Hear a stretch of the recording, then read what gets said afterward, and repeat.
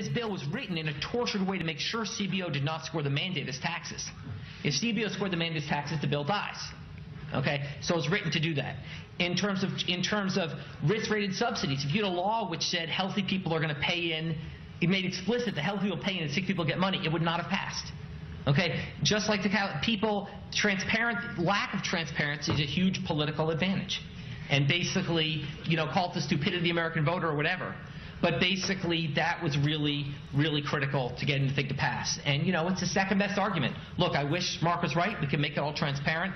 But I'd rather have this law than not. So it's kind of like his reporter story. Yeah, there's things I wish I could change, but I'd rather have this law than not. There is one of the architects of Obamacare, a guy named Jonathan Gruber. He's an MIT professor. One of the architects of Obamacare, calling the American voters stupid, talking about the stupidity of the American voter and how the lack of transparency was essential in order to get this passed. How could you believe anything this administration tells you? Anything. Here's more. I don't know what he was talking about. I certainly don't endorse those kind of comments, but I can recall that debate. I wasn't in office, but it was a very vigorous debate. Everybody knew that there were going to be additional taxes required to support the support for premiums under the Affordable Care Act. I don't see it as any deep, dark conspiracy. There were all kinds of, there was really? a long He said he wasn't transparent. Senator, he said he wasn't transparent. He wasn't telling the truth. Yeah, who was... I mean, I don't know where he was in the process. There were hundreds of people involved in that process. He's the architect of Obamacare. He's in fact the one.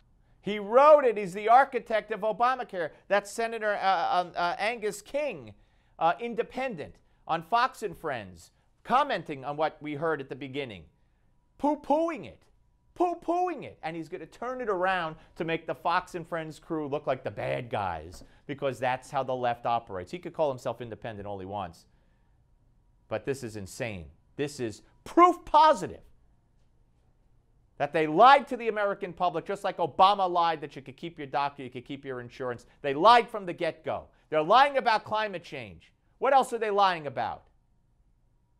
More. We've got 8 million people that have insurance now that didn't before. And don't lecture me about this, because 40 years ago, I had insurance. If I hadn't had it, it caught a cancer that saved my life. If I hadn't had insurance, I'd be dead. It has to do with the... It does. It has to do with the... It has to do with having insurance, man. If you don't have insurance, it's a high risk. What? What does that have to do with anything is right? The issue is we were lied to as a public because of the stupidity of the American voter. We couldn't be trusted with transparency. The guy who wrote Obamacare. And he's saying, well, I had health care back in 30 years ago and it caught a cancer. God bless you. What does it have to do with anything? One more. This is one guy.